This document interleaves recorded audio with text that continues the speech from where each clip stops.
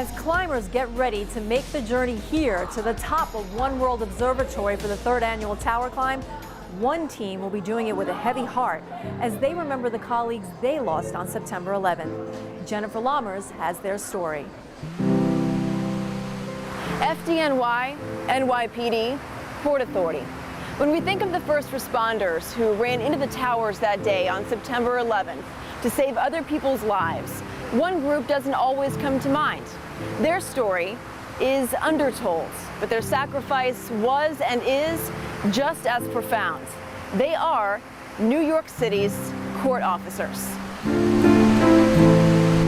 When they bought the anchors for him and his two sons, they made a pact that they would always wear it, and Harry was wearing it that day, and we were happy that it was recovered as well. Chief Joseph Basilari went left instead of right. That's the only explanation he can offer for why he's still here, and his friend and colleague, Captain William Harry Thompson, is not. We heard the first plane crash into the tower, and somebody came running in and said that a plane just struck one of the World Trade Center towers. On the morning of September 11th, Basilari was training court officers on William Street, just a couple of blocks away from the towers.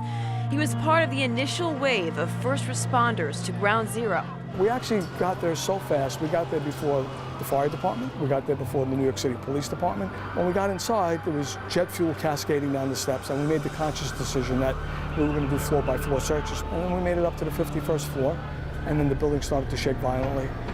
And it was at that point we decided we better descend. And we found out when we got back down into the lobby that the South Tower had collapsed. And then we just got out of the North Tower when it too collapsed. I couldn't see anyone. I was choking. I couldn't breathe. I kept screaming for my guys. Where were they? Basilari and two other court officers barely escaped. Their three comrades, however, were trapped helping others escape as the towers fell. Officer Thomas Jurgens, 26, Senior Officer Mitchell Wallace, 34, and Captain William Harry Thompson, 51.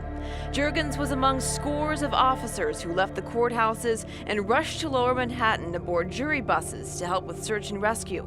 We knew a contingent went down from 111. We knew that a contingent went from the academy. I had an officer who was training that day at the academy. He ran down. I had a few officers from my command run down. The whole academy staff that was working down on William Street and all the local guys here, they jumped in whatever they could and then ran on their own and went there.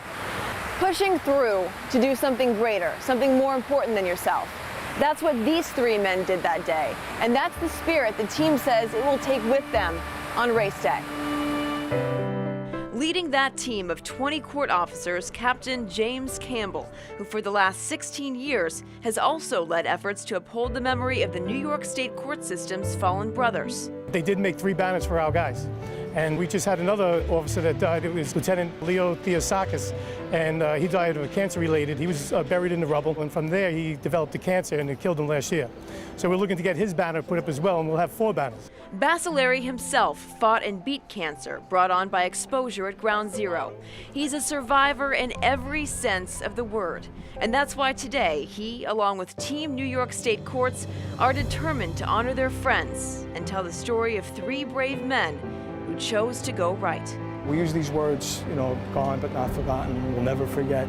Well, I like to say that that's how I live my life, and that's how others should live their lives. Don't say you won't forget, show you won't forget. They were 3. They were our 3. And we want them remembered forever. Thank you for joining us for this special look at stories from the stair climb of One World Trade Center. For everyone at Fox 5, I'm Audrey Puente.